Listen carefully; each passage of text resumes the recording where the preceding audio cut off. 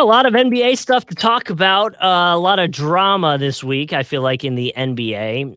One of the things, and this is really off topic, I should have prepped you about this, but one of the things I was surprised about thinking was we finally had like a big, explosive Dame Lillard outing the other night. Yeah, And I 60 know as points. of but it feels like that's the first of the season. Like I feel like it's been pretty quiet on the Dame front, and maybe that's just because Portland's been kind of underperforming this season. I guess people might want to categorize it as that, but that was just a side topic. I saw it on ESPN the other day that he had a 60 pointer, so I was excited to see that. But things we're going to get into this episode. We're going to warm up talking about the All-Star game. We have our starters, so that'll be fun to get into, and a little bit of a change for the All-Star game in general for this year. So we'll talk about that. We're going to talk about the Lakers making a big old trade.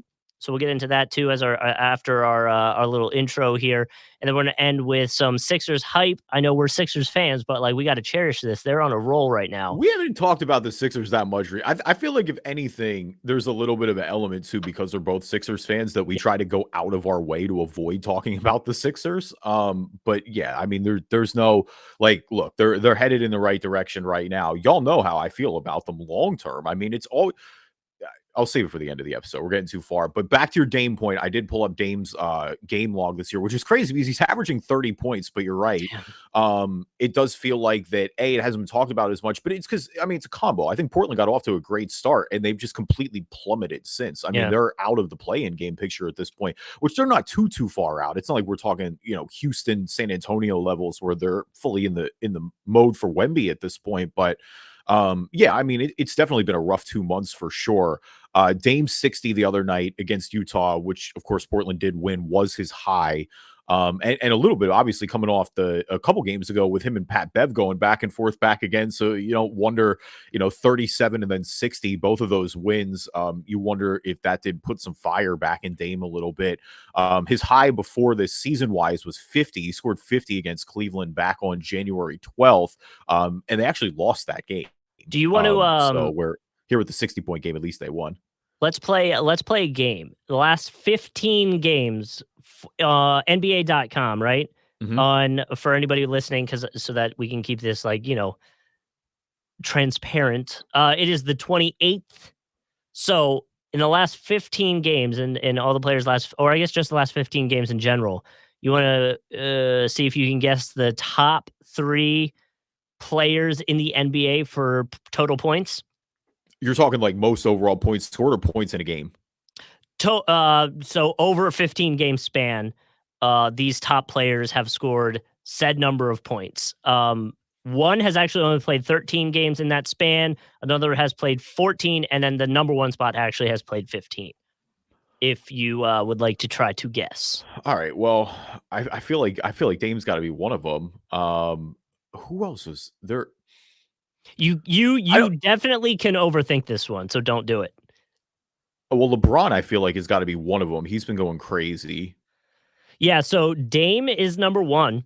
Okay. With in the last 15 games, almost 500 points. Okay. Is LeBron one of the 3? LeBron is number 2 with 444 points, right behind Dame. And number 3. And number 4 is actually, I don't think 3 is surprising. Number 4 might be a little surprising, like Dame, I guess, just because I feel like people haven't been talking about him much. I'm trying to think who's been surging recently. Is it Jokic? No, I think he's been surging recently. He's been great all year. But I went from surging recently to like, wait a minute, the Nuggets are the number 1 seed. Is it Jokic? Surprisingly, no. And I don't see him in the top 10. I mean, he facilitates a lot. That makes a lot of sense. Oh, is it Embiid? Embiid is number 11. I'm surprised. I don't see Jokic on here, which is a little surprising. In the top 20, a lot. That makes sense. Not even in the top 20. Huh. Interesting. I'll share this screen in a second for the YouTube watchers. But number 3 is Jason Tatum. I think that kind of makes sense. With 437. Now number 4. A little preview to later because you kind of already told me you're going to talk about him. Julius Randle. So it is. I almost guessed it. It's my ballin', isn't it? Yeah. Okay, Julius Randle. All right, I'm not going to spoil it again because I want to save him for ballin' because he's going to get a whole segment. So that does warm my heart a little bit in a way. I don't. Why is he? There's got to be a reason. Maybe he hasn't played enough. He's definitely been playing. I don't know why Jokic isn't on. This is weird. Hold on. Let me at least share the I mean, screen they're so we so can. balanced, you know what I mean? That's the other I thing too, is like guess. the ball is getting spread there a lot. I guess. But here, let me share the screen so everybody can see and we can keep it all congruent. Again, if you're watching on the podcast, I apologize. It's just part of the gig these days. Yeah. So there it is. Dame's number one. LeBron's number two. Tatum three. Julius Randle. But look, I mean, like Luca's seven. He's played less games. I know he's been Thankfully, hurt. well, yeah, thankfully Luka's ankle's not worse. That looks like it's Yeah. gonna be a day-to-day thing, so that's good. Edwards is Um, up there. Laurie Markkinen. There's Embiid. Jalen none of these are Brunson. none of these are really, I mean, these make sense though, honestly. I mean, shout to Kuzma. Kuzma's having a great offensive Yeah. year. Yeah. We talked about the Wizards a little bit. Well, I that's why think we thought he apparently might it get seems, traded. well, we Yeah. are, yeah, we're gonna talk about them in the trade for a little bit. But I don't see him. I don't see him on here. That's the part that confuses me the most. He would at least be Are like, you sure you didn't scroll past them? Go back up. I don't think so. Well, hit me with a Dame. control F real quick. I did that. No, it says he's not on this page. Huh? I don't know. That's I guess maybe it's just way lower than I expected. His point total's been way lower than I expected. not even in the top 50 though. Yeah, because some of those I mean, some of these are lower than or maybe not as, man. This gets more surprising the more I look at it, right? Like, Yeah, that's I what I felt like mean. I thought Paolo would be higher, Paolo Banchero would be higher. I thought James Mikal Harden. Bridges would be higher just off all the injuries they have. I thought maybe some of that would pick up a little bit. Bogdanovich, we talked about last week and go back. We're going to talk some more trade deadline this episode, but we talked a little bit about the trade deadline Yeah. last week. Yeah. Definitely go back and check that out. There's going to be a lot of interest for him for sure in Detroit. Huh. Well, it means Either I don't. way, Dame, It's just LeBron, Tatum I'm on a like, tear. Yeah, per yeah, game. he's not even. That is, LeBron is 38 years old and is leading the league in that's the last 15. Yeah, Embiid's got last him 15. briefly so he's seventh He's, overall for the season. That's crazy. but Embiid even just to take over Luka right now and over Giannis. This segues really well into the All-Star starters, Justin, because let's get right in. But I still don't see. I'm confused. I'm confused why he's not on here. He would be Maybe here, it's just right? the last 15 games. Like, I don't know. No, there he is. He's number 20. He's number 20. Ah, there he is. Okay. Oh, he's there overall for the season. Let's see what number. NBA is killing me with this. Hold on. Let's see if it at least pulls up. I want to see what he's at for last 15. Like I don't know if I can do this quick enough. Splits. I'm not gonna be able to do it. Advance. Yeah, no, they don't. I'm not gonna be able to break him out for the 15 games. I mean, Unless I can do it either this way, way. for the last 15 games, I mean, they've been winning, and that's all that matters. Right. At the end of the day, that's all that matters. But it's just so. It doesn't feel like he's had a gaudy offensive, like at least points wise. So I guess maybe that does make sense because Oh, here we it's go. not been a situation where I think he's had 40 some. He's not been putting in 40 or 50 at points like he was at the beginning of the season. Now he's at So last 15, he's at averaging 23.4 points per game. Yeah, I guess that makes a little more sense. I don't know. I was confused by it. Because he's it just feels like because they've been him. winning, he'd be higher. Like that's the thing with Right. Tatum makes sense just logically to guess because they're winning so many games. You think the best player on the best team is just going to be up there a little more. Yeah. There. Okay, so 257. I feel like that would have been on that list, but whatever. Okay. Either way, Dame was a closer to 500.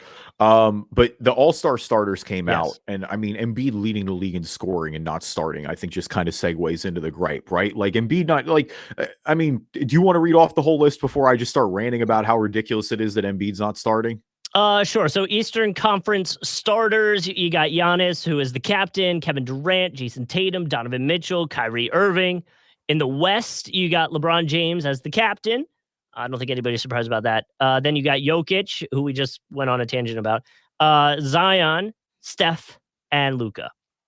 So there's your starters, which I thought was interesting because they're gonna pick the teams before the game now. So like it won't be like a preset lineup kind of Yeah, deal. they're not doing the TV thing like they were on NBA TNT. So, I mean, I think that'll be kind of funny. Like, it'll be an actual, it'll have that real actual gym class Well, feel vibe. You'll get guys' reactions in real time and with the other people there because, yeah, normally you only have the eyes on the captains. Like, yeah, you and get to see LeBron and Giannis banter. You get to see, LeBron and KD banter in the past. but But so there's two things to this. One, I like the idea of hearing like the reporters debate who LeBron should go with because they already have said people. You know what I mean? Like that kind of idea will be kind of fun.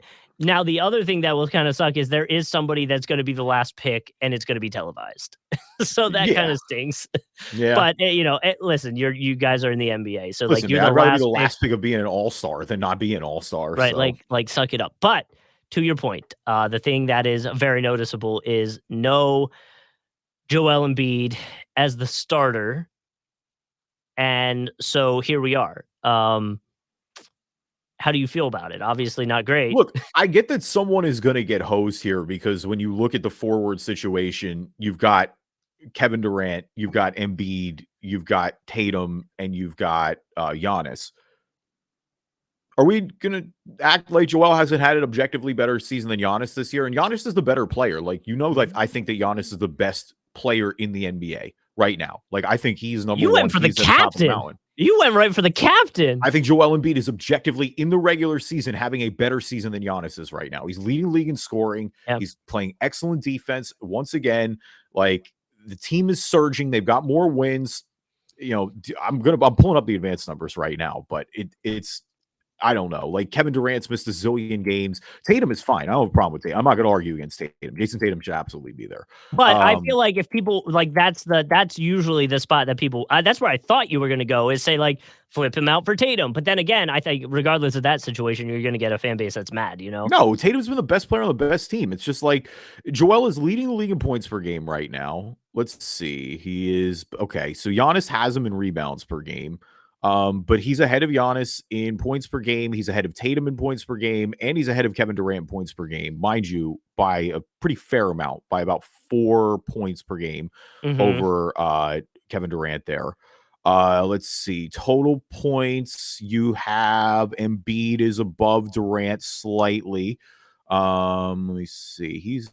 Tatum is number 2 overall. And again, so that's kind of my point with Tatum. Giannis is ahead of Embiid there, but either way, he's ahead of Kevin Durant. Let me see rebounds. I'm not doing rebounds. Oh, that's the wrong one. I mean, blocks is obviously skewed towards Embiid, but that does matter here a little bit. I'm just going to the advanced ones right now. That's where I'm scrolling down at overall. Yeah, I mean, Embiid blocks plus minus is number 3 in the league right now, behind Jokic and Doncic. Like, he's ahead of all 3 players that we mentioned about.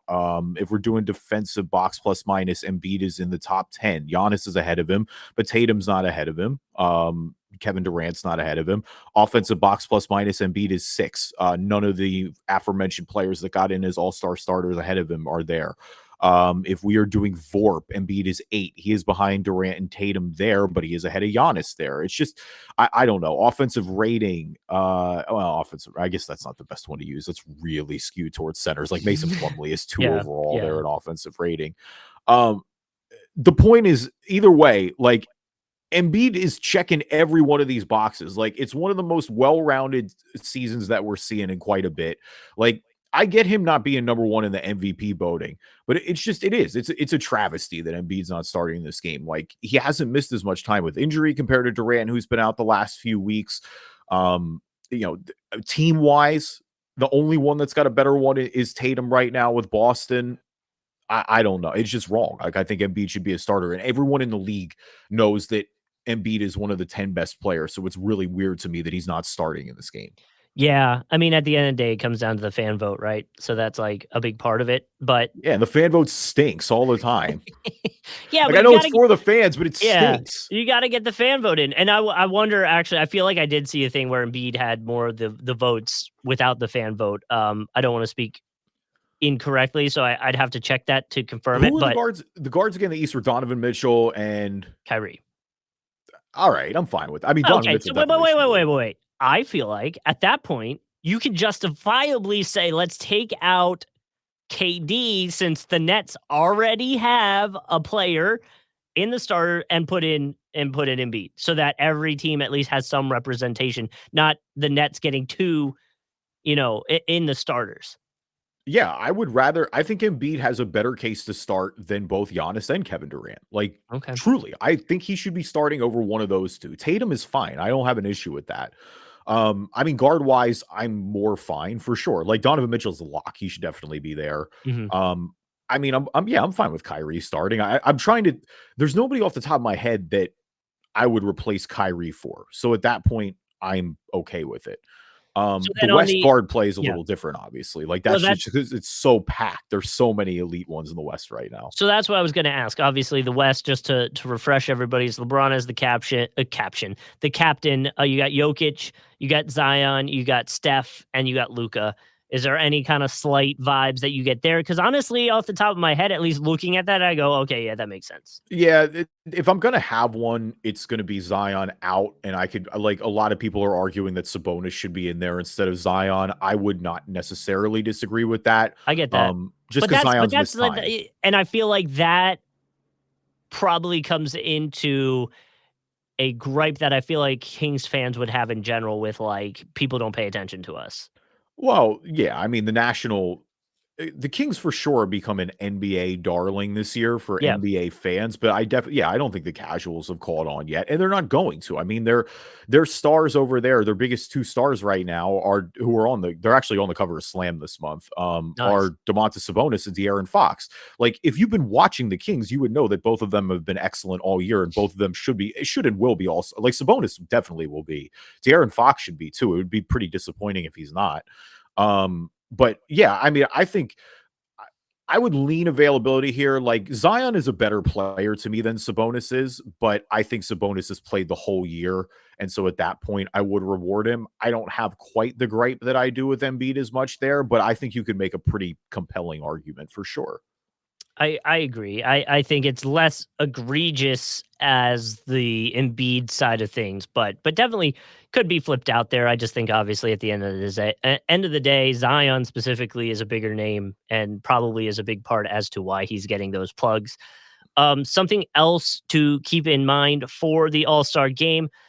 As of last night, LeBron James is 157 points away from the scoring total, leading it from Kareem. So that I think people were doing the math. They're saying at this point, if he keeps that pace, potentially around February 7th, which obviously means he would be past it for the All Star game. And Adam Silver kind of said that it would make sense to make All Star Weekend a big celebration of that if he is there.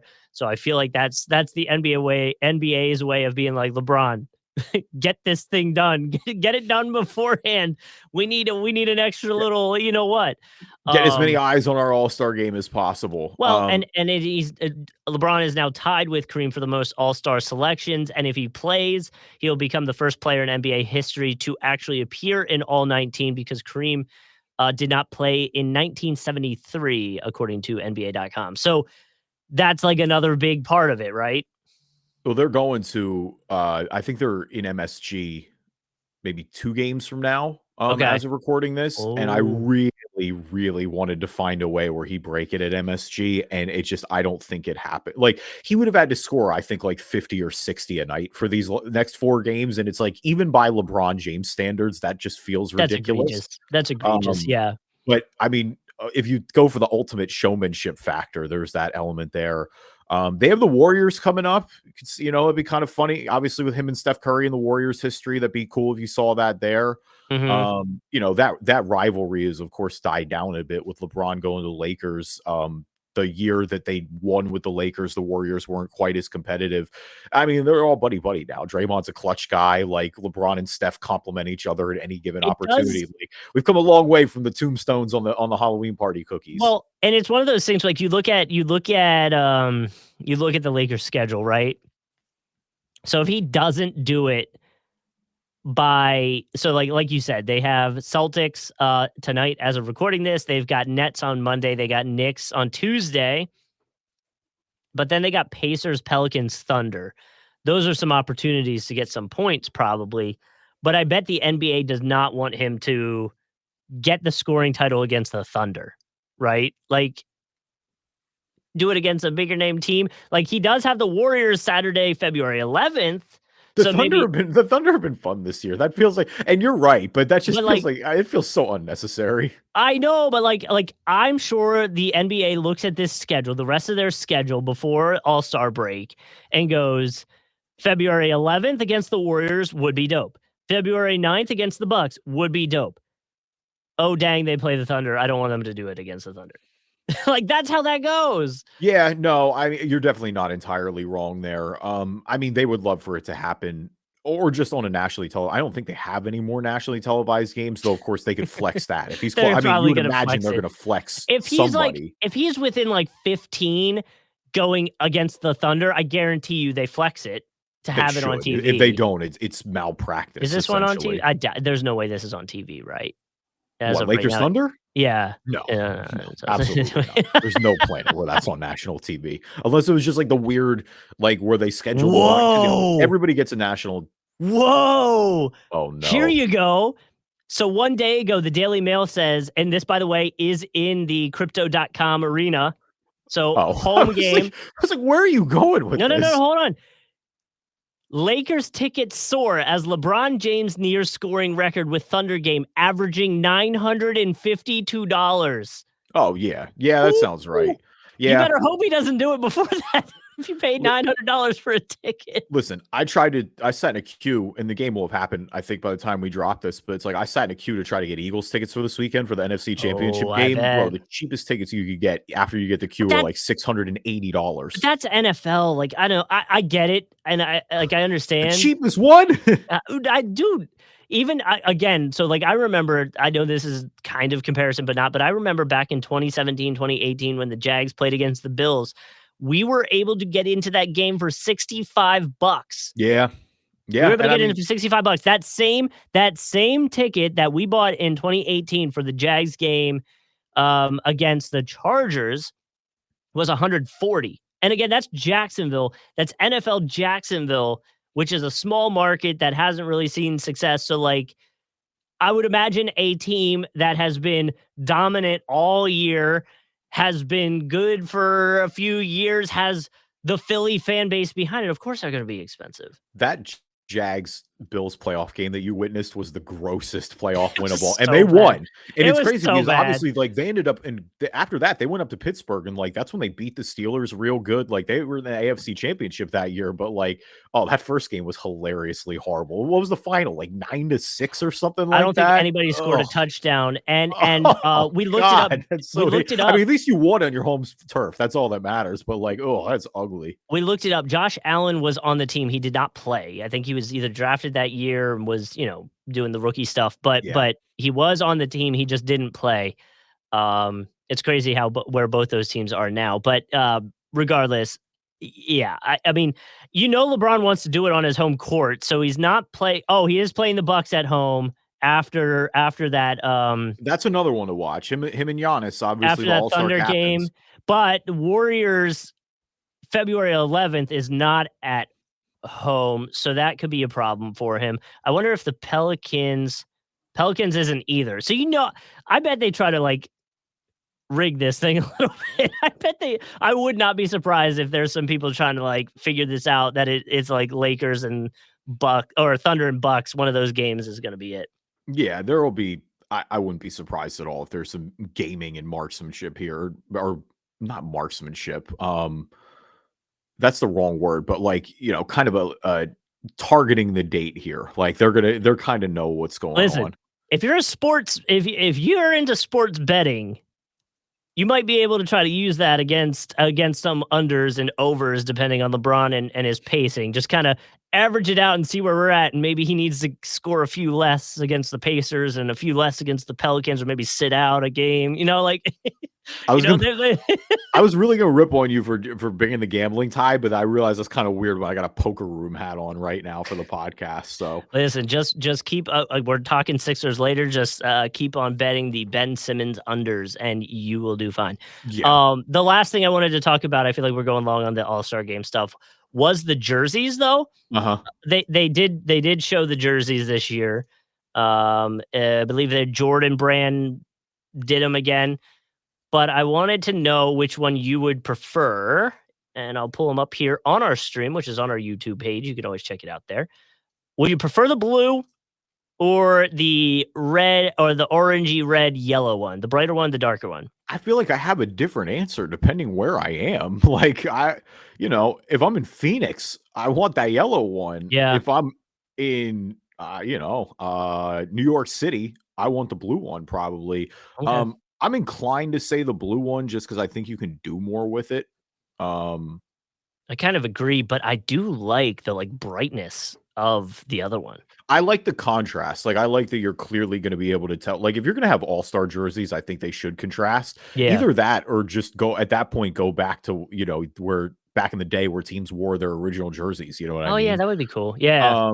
I think for game's sake, if they're trying to make it a competitive game, they should all have the same jerseys on, so you're not just like completely confused out there. But yeah, I mean, I'm leaning the blue ones a little bit. I mean, it's in Salt Lake City though, so that's the thing is I get why they did that colorway too. Obviously, that's very Yeah. similar to Utah's jersey.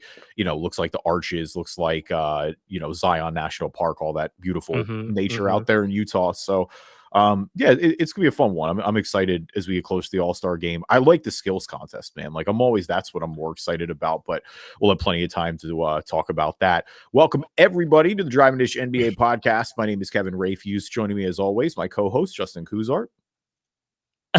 I'm single. What's up? Wow. Okay. Ladies, this is not about Justin, who is having a child and is in a very happy marriage. Dude, I'll tell you what. We're happy, but if I have to paint a room again, it's gonna be it's gonna be a problem. And we also have to put together a crib this weekend. Like, so we're our relationship's a little rocky at the moment. All right. Well, you guys are gonna be great, but if anybody wants to go help Justin paint in the Jacksonville area, hit him up. Oh man, I don't know which eligible bachelors out there on the NBA right now. Hold on, this said NBA player is retired. Oh, I feel like that's even worse. Oh, that's not good. How old is he? That's a great question. Hold on, I'm gonna. Is it Roy Hibbert? He's not. He's 45. I don't think Roy Hibbert's 45, is he? No. No, I didn't hear the 45 first. No. I just threw a retired guy out. I don't think it's Roy Hibbert at all either. Yeah. Who is it? I don't know. This said person might have had an incident with ESPN that kind of got him not on ESPN. Wasn't it ESPN? I think it was ESPN. Oh, wait a minute. Is this Matt Barnes? Mm-mm. Oh, okay. I heard Matt Barnes got into trouble again too. Yeah, he got in a little bit of a scuffle from my understanding as well. No this way. is Paul Pierce. Oh, God, Paul Pierce, man, you're 45. Don't say I'm single. What's up on Twitter? Right before that, that's some definitely old head moves though, for sure. He tweeted right before that, "Come party with me." Oh God, Paul Pierce. Listen, the IG live is funny, but don't be tweeting. Come party. Oh, here we go. Me, no, he was on a tweet storm last night. First one comes out, says, "If I had an album, what would it be called?" It's got to be The Truth, right? There's already a Beanie Siegel album titled that name, but like, it's got to be The Truth. Responses are The Truth. Come on, the other one says Monica come through. And then the other one is I Called Game. That's a good one. I Called Game is a good one. Yeah, I Called Game is a good one. Paul Pierce is Paul Pierce rapping? I don't know. We don't need that. Someone, I don't know. I don't know what it means. It says "Good Kid, Shart City," but we're just gonna move on. Then he tweeted, "What about Outside Again?" I'm assuming that's talking about his album again. And then he says, "Come party with me. What up? I'm single." Here we are. Come Party With Me is a better album title than some of the other ones, but The Truth is the obvious one for sure. I Called Game though is hard. I Called Game might be better. I Called Game's a good one for sure. A good one. So either way, that's our little Paul Pierce breakdown. Yeah, leave us a review on iTunes, good or bad. We'll read them on the podcast. If you're not an Apple user, anywhere there's a podcast, you will be able to find us at this point. Y'all know the list by now. Yep, and we've referenced it a lot this episode, that there is a video version of the podcast. If you would like to check it out, you can always do so. Just head to YouTube, search Driving Dish NBA, hit a subscribe. We do a premiere of the episode, so you get notified when they're coming out, and you can check it out, listen while you're at work, or however you would like to listen. Now, a word from our sponsors. We're starting with this. Oh, we're getting to it. All right, here we go. We're jumping right in with Justin. This is a great plug, by the way. Look on this screen here on YouTube and look at all Justin's channels, and so that y'all can go subscribe to all those right there. The inadvertent plug. That's how you know Justin is a professional at this point. He plugs without even knowing that he's plugging. I didn't mean to do that, but here we are. Yeah. So the Lakers traded for Rui Hachimura, and yeah, we got to start with Chuck, because Chuck was just he had some trouble with it. Chuck might have had a little trouble saying the name. I told you this is gonna be the best trade deadline ever this year. You think so? Best trade deadline ever. Hey, Chuck, can I get a Lakers a compliment? Sure, you got 20 You know seconds. how much I hate the Lakers, and we show them all the time. 10 Great trade. Great trade. Getting Rui Hachimura. Hoochie Mama. Hoochie That's Mama. a great. Gosh. Okay. Somebody responded to that and just said pronunciation's been kicking Chuck's ass for 30 years. Yeah. Well, I mean, listen, I'm right there with Chuck. I have there are a lot of times where we're talking about NBA players, and I'm like, man, I'd rather just not say the guy's name so I don't butcher it. The whole first year with Giannis, you and Tim used to avoid Giannis like the plague. Yeah, I've been avoiding or I call him Shy. Oh, he's playing too well. You got. I know. I need him to chill out because I have trouble saying the names for whatever reason. But either way, this year. Do you agree that this was a good trade? I mean, Chuck said, one, I want to know if you think it's actually going to be a great trade deadline, like Chuck was saying. But two, do you actually think this was a good trade for the Lakers? Well, so before I get into the X's and O's, the full breakdown of the trade is Hachimura goes to the Lakers. Yes. The Wizards get Kendrick Nunn. They get the Bulls 2023 second-round pick. And then whichever of the Lakers or Wizards pick is in a lower spot in 2028. And I think there's another 2029. Yeah, 2029 Lakers second round pick there as well. No, I agree with Chuck. I really like this trade for the Lakers, man. I think this is a low cost, high upside deal. Here's the thing. I have no idea how good Rui Hachimura is. Mm-hmm. He's had a lot of breakout signs, it's felt like, for a little bit with the Wizards. He was definitely, obviously their first round pick a few years ago in 2019 and 2020. Mm-hmm. He's got a career average of about 13 points a game. He's always shown flashes, but it feels like hasn't been able to put it together consistently. Here's the reality, though. I think Washington is pretty close to development hell as you can get. I don't think they've developed anyone in the past decade. If you look at their first round pick since 2010, outside of John Wall, who was the consensus home run #1 pick, and Bradley Beal, it's been horrendous. And none of these guys have just developed. The only other one you can maybe argue a little bit is Otto Porter. No, that's who I was saying. I said Obi. I meant Otto Porter had a few good years with them. He was number 3, so I don't know if he ever lived up to that hype. But yeah, obviously Otto Porter's had a really solid NBA career. He's definitely panned out. But regardless, I think it didn't cost the Lakers anything. Kendrick Nunn isn't playing well. We're talking about a lot of second rounders, things that aren't going to help them win now. Obviously, LeBron's been beating the drum to do anything. Hachimura is 25 years old right now, 24 years old right now. I think it's a low-cost flyer move. The Lakers definitely need some help on the wing. I think that fits an immediate need for them. I'm not sure that Hachimura is good, but playing next to LeBron James on a low-cost move, yeah, this is exactly the type of moves the Lakers front office should be making. This is savvy, it's low risk, and it's got high potential if he blossoms into the guy that he looked like he might for a little bit in Washington. I think it's one of those things where he also is going to be the word's not casualty. Compared is the word, I guess, when you look at the guys that were drafted after him, right? Like Tyler Hero, PJ Washington, Cameron Johnson, Cam Reddish. He was taken 9th in the 2019 draft. So I think that's also part of maybe the disappointment that comes with the name that he has right now.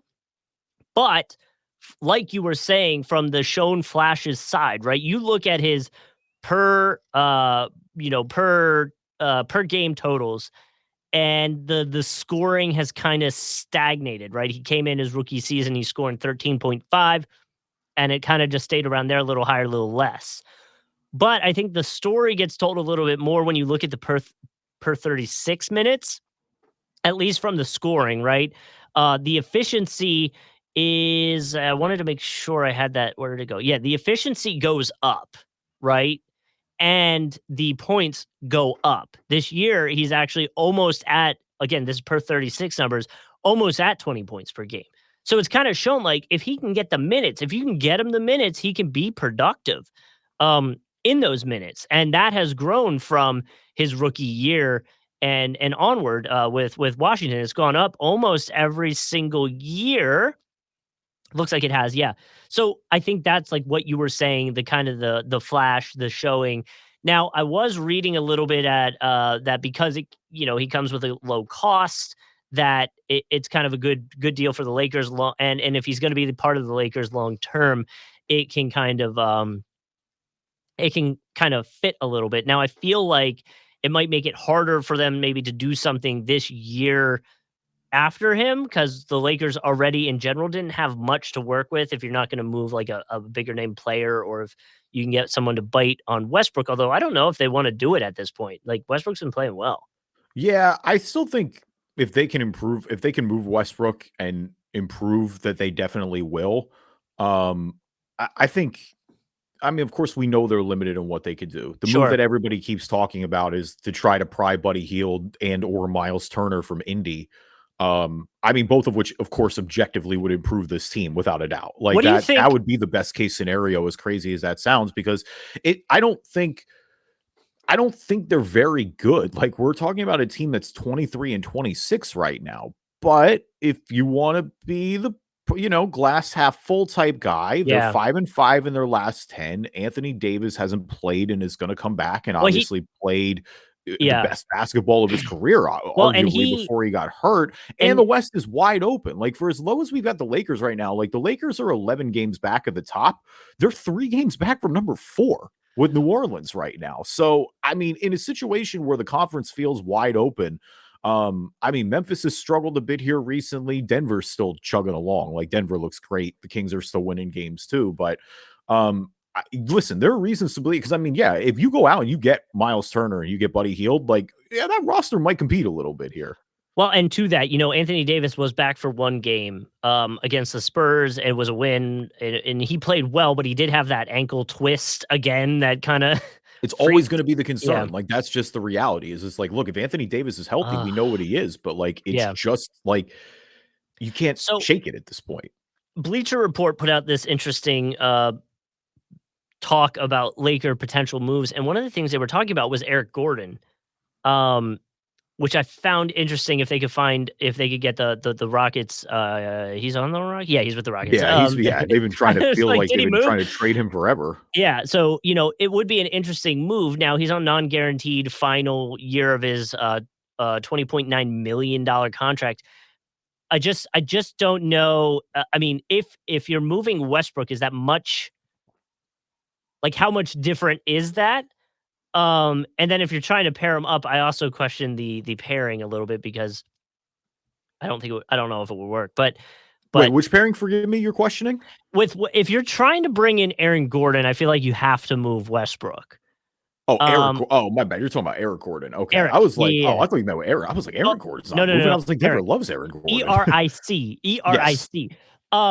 If you're trying to bring him in, the fit's weird, right? Like, if you're not gonna move Westbrook for him, I wonder how you do it. And if you are, I don't know how much different it really is.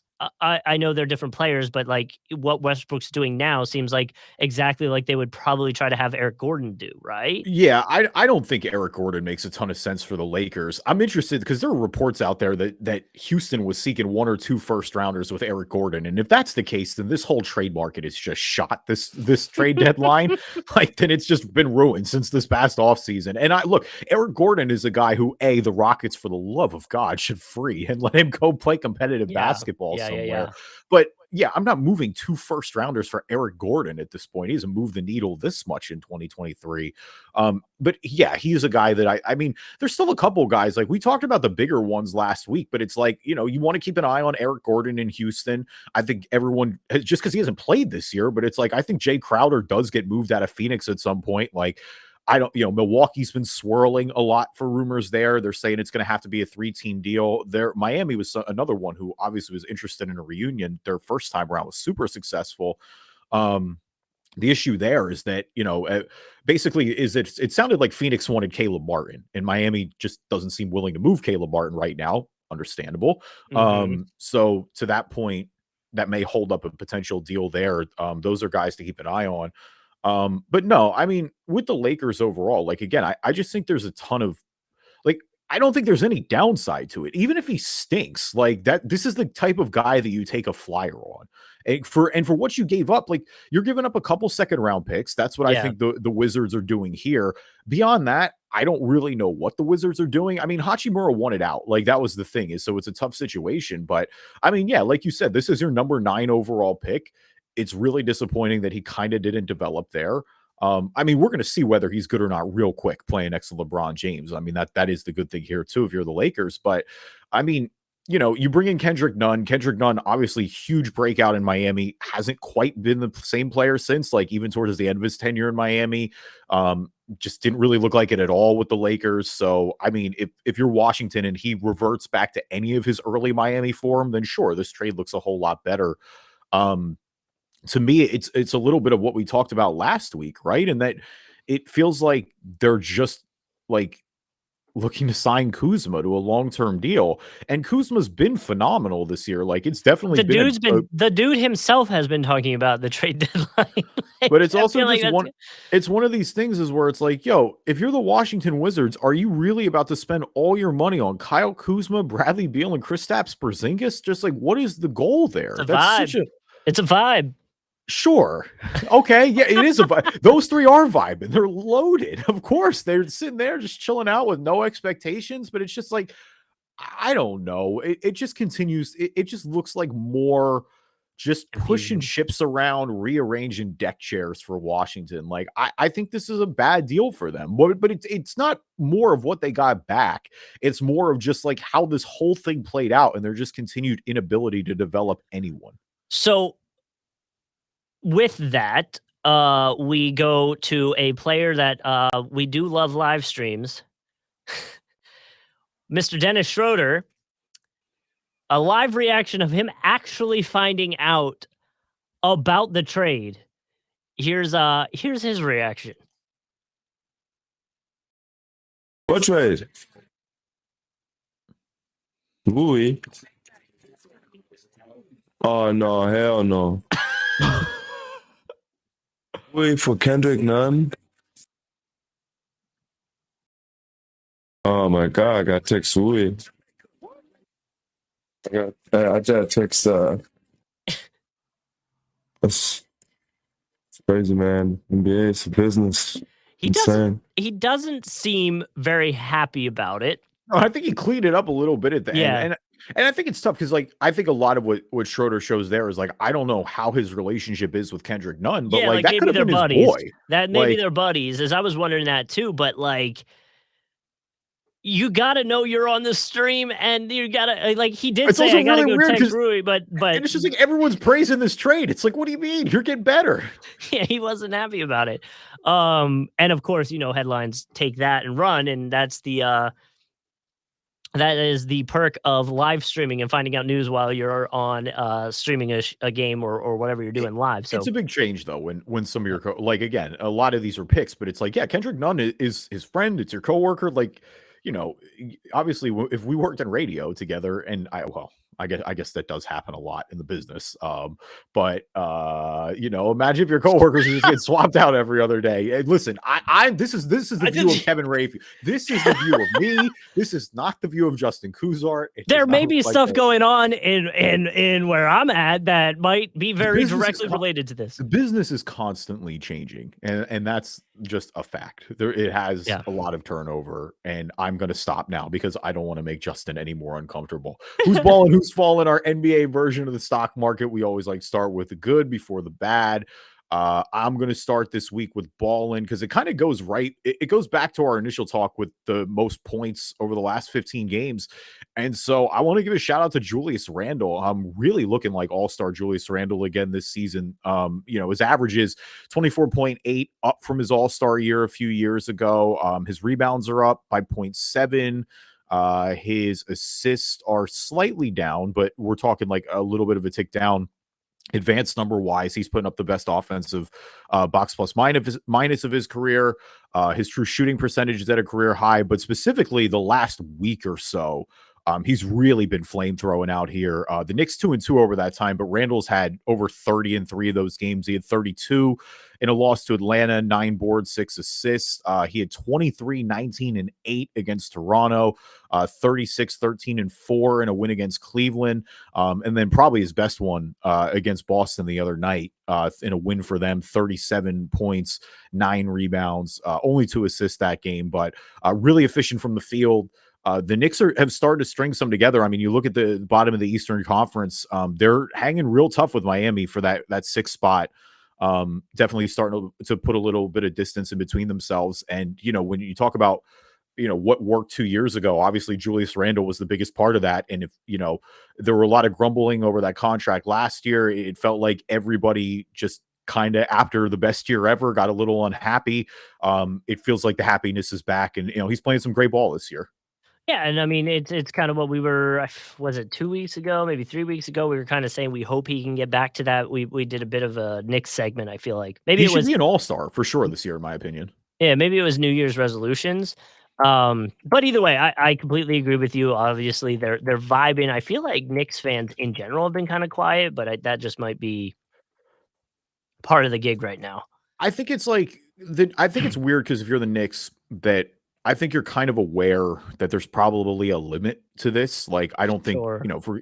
but they're winning games. I mean, like we said, they beat Boston the other night. They beat Cleveland. That's an impressive 2 in a row. And I mean, it sure feels like that they can hang with anybody right now. Like a 7-game series is different, but when you talk about the play-in game, the bottom of it with Washington, with Chicago who's hanging right there, with Indy, who we'll talk about in a second, the direction they've gone where, I think if you're the Knicks, you feel a lot better that you're hanging tough with you have 2 games up on the Atlantas of the world. You're right there with Miami. You're right there with Cleveland and Brooklyn. Like, you're not quite at the top yet, but they're legitimately playing good basketball this year. If they can get out of, I mean, the big thing for them would be to get out of play-in position. If they can get out of play-in, you get a tough first round series. That's what you get rewarded with, but you were going to have that no matter what with a 1 or 2 seed. So something to point out, by the way, with Julius Randle is points per 100 possessions when his on and off differential for that. They're a plus 10.8, which puts him in the 98th percentile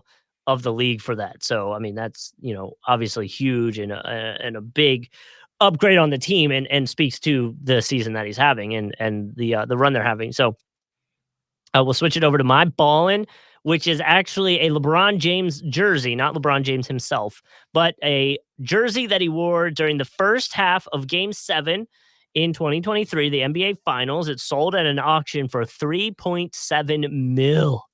Wow. Wait, so what finals was this? Game 7 of 2013. Oh, okay. Oh, wow. Okay, so this is one of the Heat jerseys from Yep. okay, that game against the Spurs they wore in the first half. I mean, yeah, that's a great one to have, obviously. Like that's one of LeBron's underrated great games. Hit the huge jumper Yep. at the end to really put that game away. Um Which, by the way, that became the 3rd most expensive game-worn jersey ever sold at So the Buys, I think it's called. So the Buys. Oh yeah, I think it's like this shows that you and I are not in that tax bracket. I think it's Sotheby's or whatever. They do tons of auctions of expensive Sotheby's, things that okay, you and I okay. cannot afford. Listen, sure. you if it's maybe $10, I can get join that auction. But listen, there's a silent auction at my gym, which is the LA Fitness here in Jacksonville. They do a silent auction every month. There was like a Trevor Lawrence signed little helmet, And to start your silent auction, it was $250, and I went, oh, that's too much. Bro, I think you could buy one for less than that, probably. Like, I get it. It's probably going towards charity or something. Yeah, it was a charity thing. Yeah. All right, well, that's good then. But I'm like, bro, you can go buy one for probably cheaper than that, right? Yeah. Like, I know T-Law stock's on the rise, but it ain't there yet. Either way. But by the way, so this is the third most expensive, in case you are wondering. For this website, the number one was Michael Jordan's Last Dance jersey, finals jersey, I should say. It went for $10.91 million. Did they have a specific game that he wore that in, or he just wore that in the 98 finals? Does It say? just says NBA Finals jersey. Like, either way, yeah. It's like Yeah. if you were wearing it from the last series against Utah, like, yeah, Michael Jordan, So it feels like it goes out saying. Sorry, still laughing about the name mix up. And then you'll have to help me out with this one, because this is a soccer thing. Another jersey went for $9.28 million. It was the player that was involved with the Hand of God controversy. Okay. So the too long didn't read version is Argentina and England. I forget what year, but they played in a World Cup. Like, it was either a semi or something like that. But they were both like heavily favored to win. Argentina won 2-1, and so Diego Maradona is the player, and he's one of the best ever.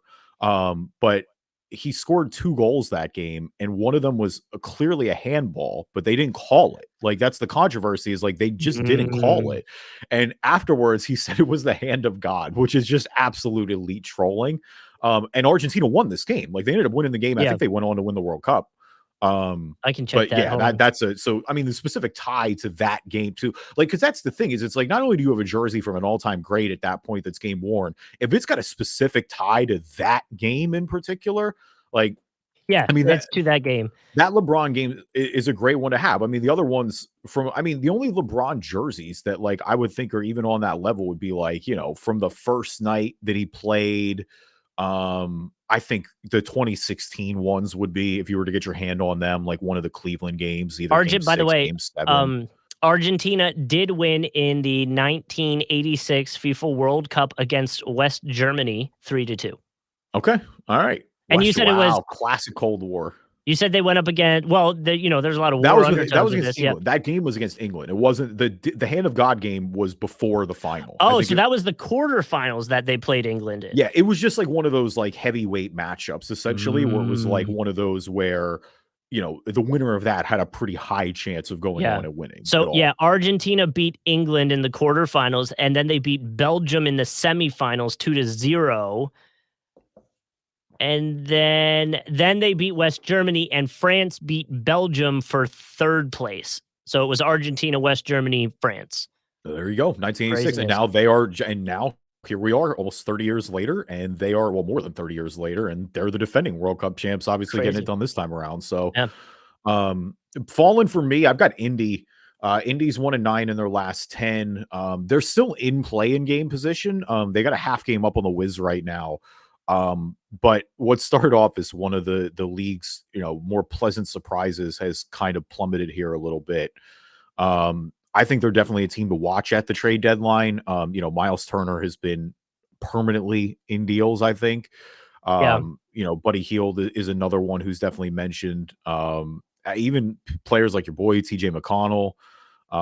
There are a couple guys that they're going to hold on to for sure. Did you see, I sent this to my coworker about TJ McConnell. I want to see if I can find it quick.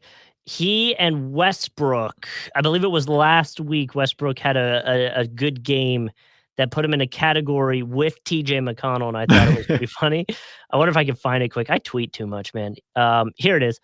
Westbrook tonight, 29 points, 5 rebounds, 6 assists, 10 for 18 field goal, joins TJ McConnell as the only bench players to record that stat line or better this season.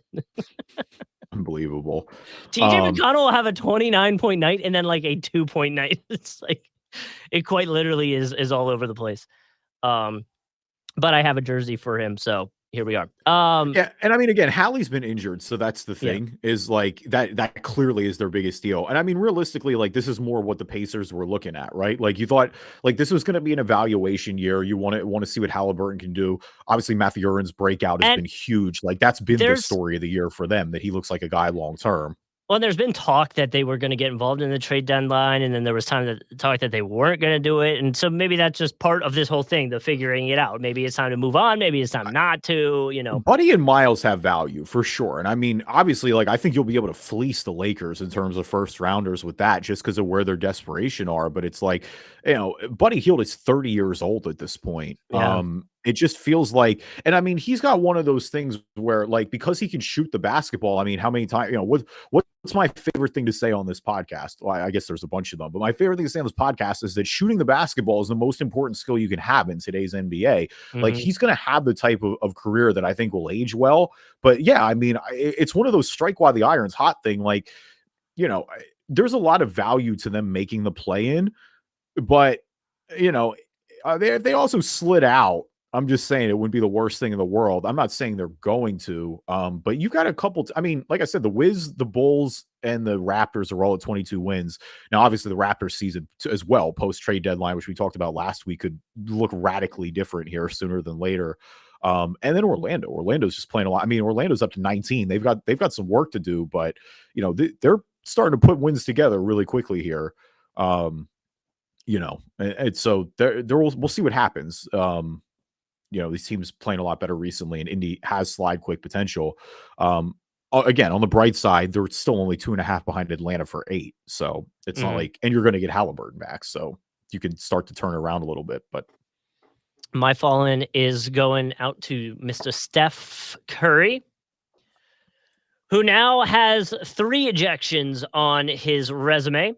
And they all have one thing in common: his mouth guard. Yeah, it is. It's always the like everybody when they're mad has that one thing that they do, and you hope that it's obviously like not destructive. Yeah. But Steph's clearly thing is throwing the mouthpiece at this point. It's kind of funny. And I thought I thought this one had potential to be like read into a little bit more because he was visibly upset with Jordan Poole's shot against the Memphis Grizzlies. So I was like, oh, maybe here we go, some drama. But then quickly they showed Steph waiting for him after the game, after Jordan Poole helped win that game. Did Poole throw his mouthpiece? Yeah, he joked it. He threw his mouthpiece at him. But like, I don't know. Like, if they had lost that game, would we have saw that? Well, I don't know. So it's a double whammy, I think, because A, it's against the Grizzlies, so you know that the Warriors and the Grizzlies just don't like each other. Well, so of course they want to get up and win that game anyway.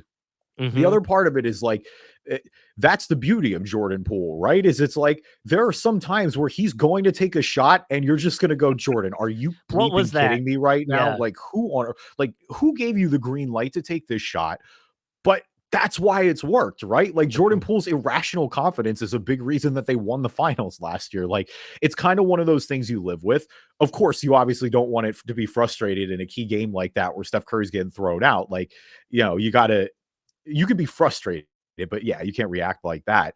But I also think that them winning helped. I don't think it's a big deal anyway, but like, yeah, Jordan Poole is like, the dude is cocky. He's a gunner. Like you have to be a little bit to play that style of basketball. It works. And sometimes it's going to look real stupid. That's what but the Warriors are obviously going to live with that every single time. Like Jordan Poole's deserve that leeway. I completely agree. It's funny that that's like Curry's go-to thing, the reason to get ejected. But either way, it ended up being fine because they won the game. So the 76ers have been playing pretty well. Yeah, we got to talk about it finally. So they're all the way up to 2. They're 31-16 as we're recording this podcast. The Bucks the Bucks have played 2 more games. So the Bucks have more wins, or one more win, but they also have one more loss. The Sixers 8-2 in their last 10. Obviously, the big story that is Embiid. Embiid just leading the league in scoring right now. I don't think he's scored less than 30 the entire month of January. It's just really been, dominance even beyond what we expected from him. The 2 big things, I mean, it's been Maxey off the bench. Maxey, since coming back from the foot injury, has been phenomenal in that role. And I mean, it's Harden. Like Harden is just like having a really Harden is not the dynamic scorer that he was in Houston. Like he's never going to be that MVP scoring type guy. Though I will say the other night against Brooklyn, like he did take them over the hump. Like he had 2 big threes. He got the big layup at the end. Like that was, refreshing to see in them not bogged down in the half court at the end of games. But I mean, it's kind of like give him a ton of credit for how he's adjusted his game essentially from a shooting guard back into a pure point guard. Like the guy's averaging 11.2 assists on the season. Like his playmaking has been the big story because he's just getting guys better looks. By the way, he's according to Cleaning the Glass, his assist percentage is 45.3%, which is the 100th percentile in the NBA for his position. So him and Joel just running the pick and roll is really been beautiful to watch. I think their flow has come better recently here, and we're seeing them work the 2-man game, and I think the improved depth is on show here. That's the big thing. Like you knew Maxey was the guy, but last year, beyond coaching hesitations I will always have with Doc Rivers is that you just worried about them being able to keep up with guys. It's like if Embiid and Harden weren't having their best games ever, you just were completely underwater. Like the depth does look better. Like DeAnthony Melton has been everything advertised and more since coming over from Memphis. I think that was a really good pickup. Shake Milton and George Niang have been consistently solid off the bench. Tybal is starting to earn some minutes a little bit more. The Sixers have some ridiculous stat where it's like if Tybal gets you 10 points a game, I don't think they've lost in like 2 years. Now, the problem is that clearly guys are going to be like, we know what his flaws are at this point. Like, you're not going to guard Tybal from beyond the arc. And that's the reason that he's not a consistent starter. But I mean, if he can give you elite defensive spot minutes, that'll be big. PJ Tucker's offense has been disappointing, but he does do the other things well that they brought him here to do.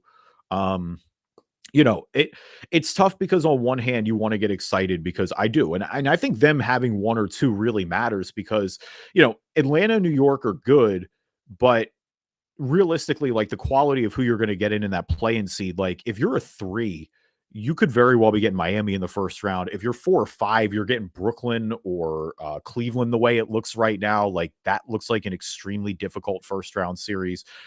So I think the seeding here matters a bunch. The worry is classic. It's backup center. You worry that you hope that Trez and Paul Reed can get it done in the playoffs. Yeah. I was hoping Paul Reed would break out and be the guy this year. It hasn't happened a ton the way I wanted it to. I don't even want to talk about Isaiah Joe, who should still be here, and I'm still definitely not mad about that at all, that he's cooking in OKC and that we have him on a rookie contract. By the way, there's a lineup that I'm looking at. Again, I'm on Cleaning the Glass if anyone wants to check it out. The third most used lineup, again, it's only got 149 possessions, is the first one without Embiid in it. So it kind of leads to your like backup center situation talk. It looks like it's Harden, Maxey, Melton, Harris, and PJ Tucker. So they have Tucker at center, small ball lineup. The difference, like it's really good, is plus 15, which is the 86th percentile in the league. But holy crap, their turnover percentage is 91st in the league. And then you couple that with a very low 24%. I think it's offensive rebound on this, but even so, like that's super low. Obviously, the 2 most used lineup are essentially the same, just flipping out Melton and Maxey at shooting guard for them. And really, the only time it actually goes down a bit with Maxey in. Again, it's a smaller sample size, and the turnover rate goes up, which is what I wanted to bring up with you. I saw Maxey's turnover percentage is really high for a combo guard. And does that worry you at all, or is it one of those things? Because again, his usage rate's really high. We're obviously getting the production from him, but if he's giving away the ball a little too much, Thybul's actually giving the ball away a lot too for a wing, but that's a different conversation. Does that worry you at all? A tiny bit. I mean, he plays fast. That's the thing. So I do think there's a little bit with that. Yeah, and he's younger. You got to clean it up in the playoffs a little bit, for sure. Yeah, I mean, I'm not too, like you said, I'm not too worried about it. It's the first thing, like when I pulled up all the player stats on Cleaning the Glass, obviously there's color codings for things, but like that was the first one that kind of stuck out to me. I mean, you see Joel Embiid's usage rate, which is 36.5%, 99th percentile in the league. I bet it's him and Jokic. Actually, probably not. Who else would be up there with him, you think, usage-wise for a big? Oh, Giannis. Well, I No, mean, he's not traditional big, but Giannis's usage rate is going to be off the charts this season. yeah, I wonder if I could. I don't know if I can find that quick enough. I think I'm pretty sure Giannis is leading the league in usage rate right now. Like Let it's me him or Luca. Usage. Yeah, I bet it's Luca. Bucks had a lot of injuries, dude. I wouldn't be surprised because Middleton's missed a good chunk of the season. So usage rate. Yep, you're right. It's Embiid at 37.7, Luca number 2 at 37.3, Giannis. So it's probably Giannis at 37.2.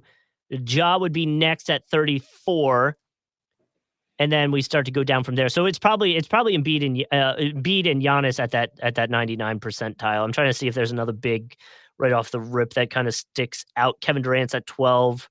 Even KD, I don't consider a traditional big light. Like KD's No. more. I know he's tall, but like KD's more of a 3 to me. He always will be. Yeah, this is obviously a little skewed because they got some guys that have only played like one game here that I'm trying to like look around. But either way, I think the big thing with like you said is the second they have to start experimenting with Embiid out of the lineup, things get kind of weird. Right. Now they do have two lineups with Montrezl Harrell in at center that are decent. Again, they're forcing a lot of turnovers. Their differential's high. Points per possessions are way up. So I wonder if they continue checking that out because one of the things with the Sixers is the offensive rebounding isn't very high, but that lineup specifically kind of has a decent offensive rebound percentage. So maybe there's something there. And again, this is breaking it down to just numbers at this point, but something that might. You think they're involved in any trades? If they do, it'll be for wing. I don't think it's going to be anything drastic to shake it up, though. They don't really have a super deep war chest. I don't think they're going to push anything all in. Like, no, it'll be moving deck chairs if it's anything. Yeah, and I don't think you want to change it up too much right now with everything I think clicking. They should try to be active in the buyout market. Like, I think definitely, if you can get an extra shooter, go for it. That's like I said, did you see, by the way, Doc talking about Seth Curry scoring so many points? I did. Seth had such a revenge game. I wish Seth was still here, man. I do too. The two like shooters that left the Sixers that I was really sad about when they left was JJ Redick and Seth. I really liked them, and they essentially did the same thing. Like that's all we needed them to do, but it was sad to see them go. Yeah, definitely wish they were still here. Thank you, everybody, for listening to this episode of the Driving Dish NBA podcast. Appreciate you guys as always. Leave us a review on iTunes, good or bad. We'll read them on the podcast. If you're not an Apple user, Google Play Store, Spreaker, Spotify, Stitcher, TuneIn, Amazon Music, anywhere you find a podcast, you can find us. Yep, and you boys are on YouTube. You can find us there. Just search Driving Dish NBA podcast, and we will show up.